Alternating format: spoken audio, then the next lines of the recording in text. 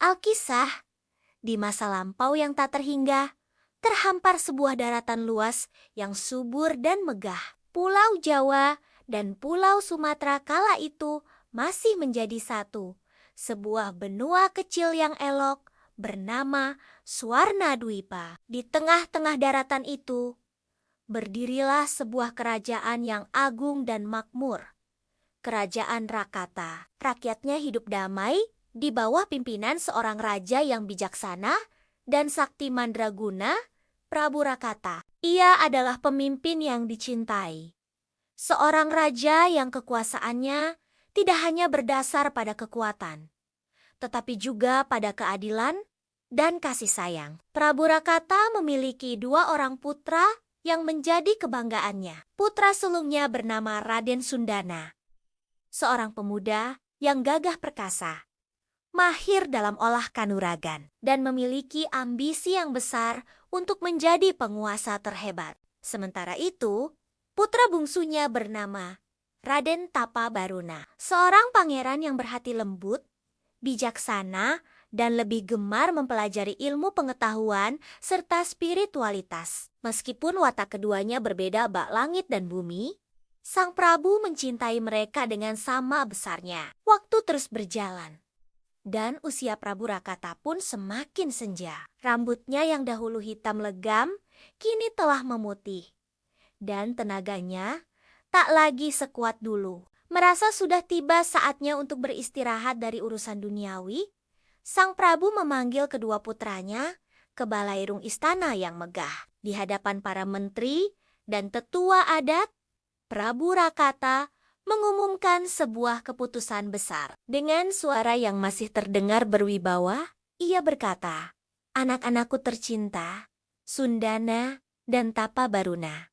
Ayahanda sudah tidak lagi muda. Kekuatan ayahanda pun telah sirna dimakan usia. Telah tiba saatnya bagi ayahanda untuk menyerahkan tahta kerajaan ini kepada kalian. Agar keadilan tetap terjaga dan tidak ada pertikaian di antara kalian, maka kerajaan ini akan ayahanda bagi 2.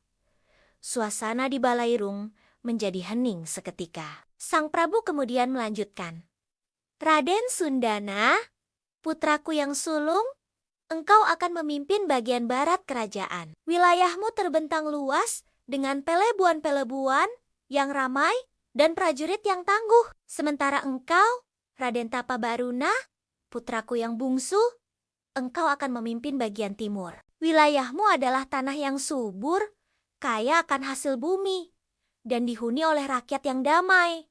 Raden Tapabaruna menerima keputusan ayahnya dengan lapang dada. Ia bersujud dan berterima kasih atas kepercayaan yang diberikan. Namun, berbeda dengan adiknya, wajah Raden Sundana tampak memerah. Matanya menyiratkan ketidakpuasan. Dalam hatinya, benih keserakahan mulai tumbuh. Ia merasa sebagai putra sulung. Ia berhak atas seluruh kerajaan, bukan hanya separuhnya. Baginya, berbagi kekuasaan adalah sebuah penghinaan. Ambisinya yang membara membuatnya buta. Setelah upacara pembagian kerajaan usai, Prabu Rakata memutuskan untuk menepi dari kehidupan istana. Ia memilih untuk bertapa di sebuah gunung suci, menyerahkan seluruh urusan kerajaan kepada kedua putranya, dan memohon petunjuk dari Yang Maha Kuasa sepeninggal sang ayah. Raden Tapabaruna memimpin kerajaannya dengan penuh kearifan. Rakyat di wilayah timur hidup semakin sejahtera. Sawah-sawah menguning lumbang-lumbang penuh, dan kedamaian menyelimuti setiap desa. Sebaliknya, di wilayah barat, Raden Sundana justru sibuk memperkuat angkatan perangnya. Ia terus-menerus melatih prajurit, membuat senjata, dan memupuk kekuatan militernya. Pikiran serakahnya tidak pernah padam. Ia selalu memandang wilayah adiknya yang subur dan makmur dengan penuh rasa iri. "Tanah itu seharusnya menjadi milikku," bisiknya setiap malam. "Semua kekayaan itu, semua kesuburan itu seharusnya berada di bawah kekuasaanku." Rasa iri dan keserakahan itu akhirnya mencapai puncaknya tanpa mempedulikan ikatan darah. Tanpa menghiraukan wasiat ayahnya, Raden Sundana mengerahkan seluruh pasukannya untuk menyerang wilayah timur. Ribuan prajurit dengan penji-penji perang bergerak maju, menghancurkan kedamaian yang telah dibangun oleh Raden Tapabaruna. Suara genderang perang menggantikan nyanyian para petani. Api dan asap membumbung tinggi dari desa-desa yang terbakar. Raden Tapabaruna yang cinta damai terkejut bukan kepalang. Ia tak menyangka kakak kandungnya sendiri tega melakukan kekejaman seperti itu. Demi melindungi rakyatnya, ia pun terpaksa mengangkat senjata. Perang saudara yang dahsyat tak terhindarkan lagi. Pertumpahan darah terjadi di mana-mana. Kakak dan adik kini saling berhadapan di medan perang, melupakan semua kenangan indah masa kecil mereka. Bumi yang tadinya damai kini basah oleh darah dan air mata. Berita tentang perang saudara ini akhirnya sampai ke telinga Prabu Rakata di pertapaannya. Hatinya hancur berkeping-keping. Amarah dan kekecewaan yang luar biasa berkecamuk dalam dadanya. Ia tidak pernah menduga bahwa keserakahan putra sulungnya akan membawa malapetaka sebesar ini. Dengan hati yang pilu, Sang Prabu segera turun dari gunung. Ia tiba di perbatasan kedua kerajaan, tepat di tengah-tengah medan pertempuran. Dengan kesaktiannya yang luar biasa, ia menghentikan pertarungan itu seketika. Para prajurit terpaku di tempat. Pedang mereka seolah membeku di udara. Prabu Rakata berdiri menjulang.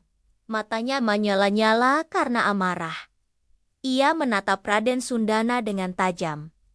Sundana, anakku yang tak tahu diuntung. Mengapa kau tebarkan angkara murka di tanah ini? Mengapa kau tumpahkan darah saudaramu sendiri hanya demi nafsu serakahmu? Raden Sundana hanya tertunduk, tak berani menatap wajah ayahnya yang murka. Prabu Rakata kemudian menarik napas dalam-dalam. Ia tahu, perseteruan ini tidak bisa lagi didamaikan dengan kata-kata. Sebuah pelajaran yang abadi harus diberikan. Sang Prabu kemudian mengambil sebuah kendi pusaka yang selalu ia bawa. Kendi itu bukanlah kendi biasa. Di dalamnya tersimpan air laut dari 7 samudra.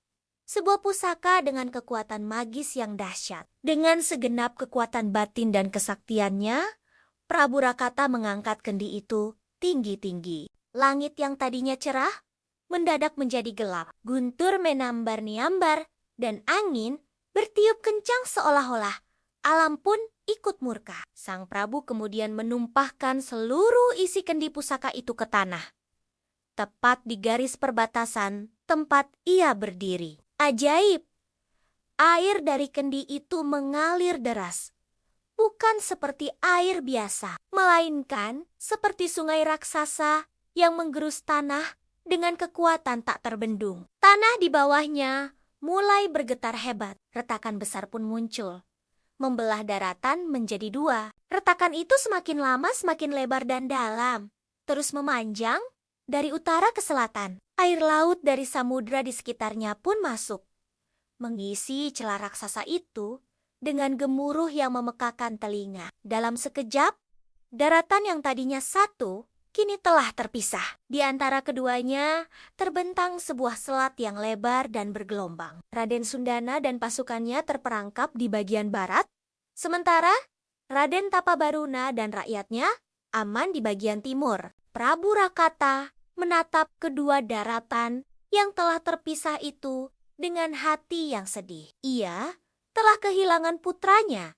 karena keserakahan. Untuk menandai peristiwa itu, dan sebagai peringatan abadi, ia melemparkan kendi pusaka yang telah kosong itu ke tengga-tengga selat yang baru terbentuk. Dengan sebuah ledakan dahsyat, kendi itu jatuh ke dalam air dan secara ajaib berubah menjadi sebuah gunung yang besar dan megah. Gunung itu berdiri kokoh di tengah selat, seolah menjadi penjaga abadi. Asap mengepul dari puncaknya, menandakan kekuatan dahsyat yang terpendam di dalamnya. Sejak saat itulah, selat yang memisahkan Pulau Jawa dan Sumatera itu dikenal sebagai Selat Sunda.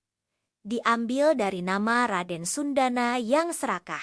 Sementara itu, gunung yang menjulang di tengah selat dinamakan Gunung Krakatau, berasal dari nama sang ayah, Prabu Rakata. Legenda ini menjadi pengingat bagi kita semua, bahwa keserakahan hanya akan membawa kehancuran dan perpisahan. Terima kasih sudah menyimak cerita ini. Jangan lupa untuk subscribe agar tidak ketinggalan kisah-kisah menarik lainnya dari kami. Sampai jumpa!